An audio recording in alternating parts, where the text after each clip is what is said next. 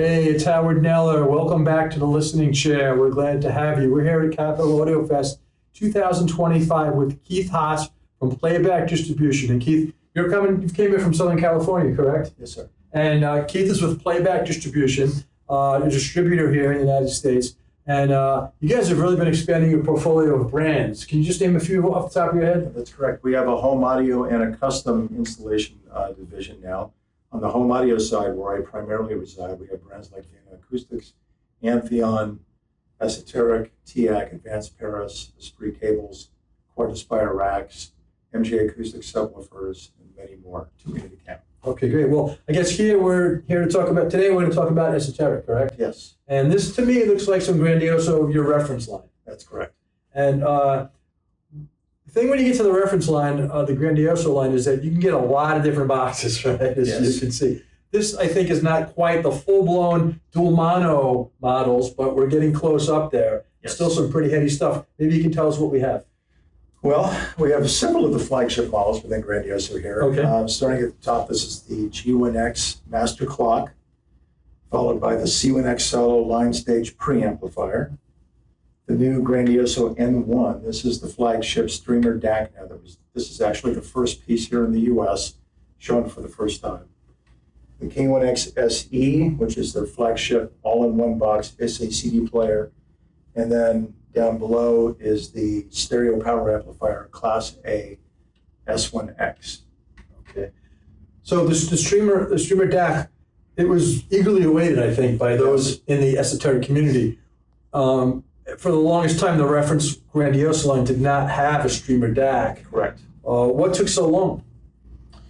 I think in part they were waiting for the technology to get good enough to justify building something that said Grandioso on it. Mm-hmm. And over the last couple of years, with the advancement of network interface cards, in addition to their own proprietary parts that they use inside, along with the evolution of the Master Sound Discrete DAC, which has now hit Generation 2, and that shows up for the first time in the Grandioso N1. So this is everything they know how to do, as good as they know how to build it right at this moment in this chassis.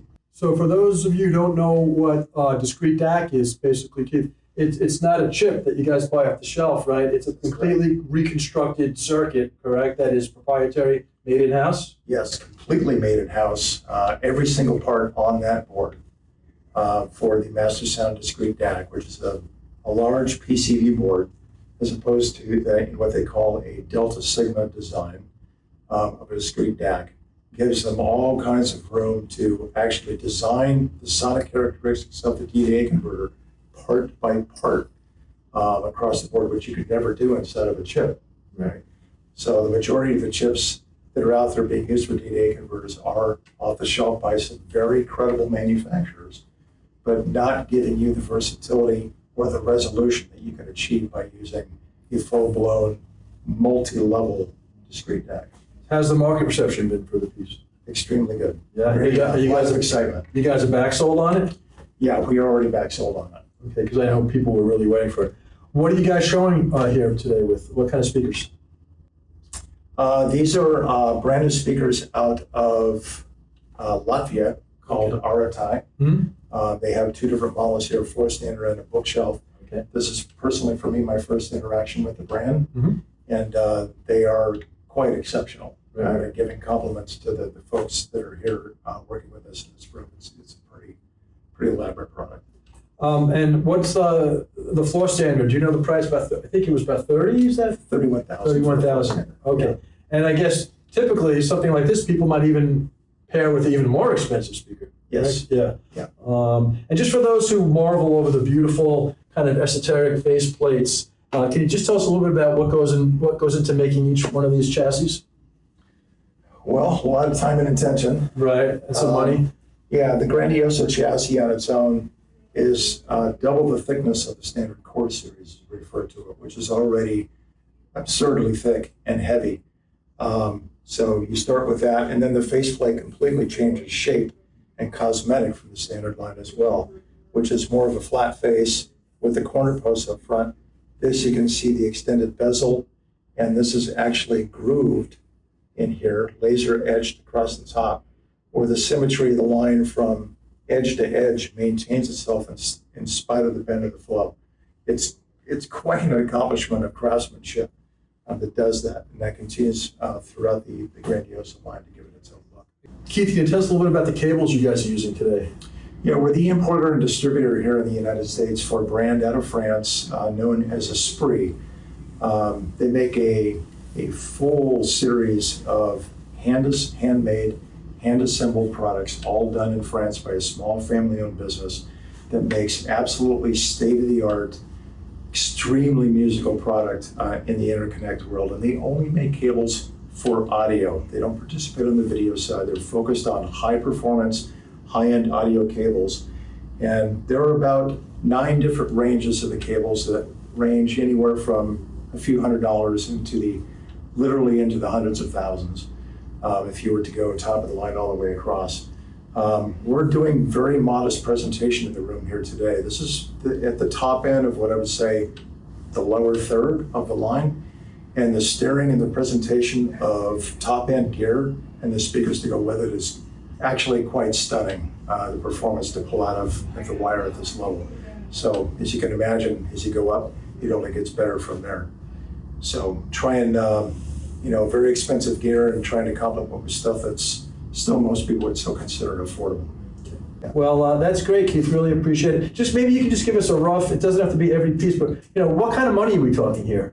This particular stack here would retail collectively for about $146,000 for the gear. Okay. With the rack? Without the rack. Without the rack. Okay, Yeah. Great. Maybe you can play some music for us? Sure. Yeah. Awesome.